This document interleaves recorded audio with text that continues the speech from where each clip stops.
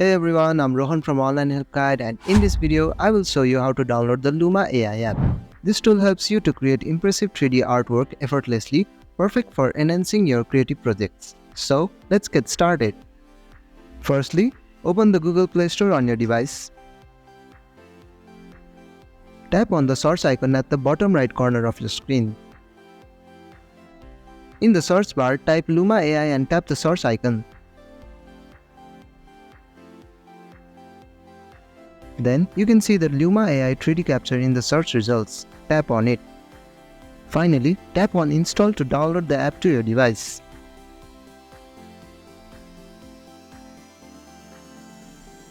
If you want to know more about this amazing app, you can read it from its description.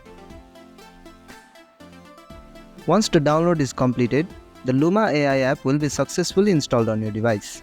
Thank you for watching Online Help Guide. I hope this video was helpful. If it was, then hit the like button and comment below if you have any questions or feedback. Also, if you're new to our channel, please subscribe and hit the bell icon so you won't miss our upcoming videos.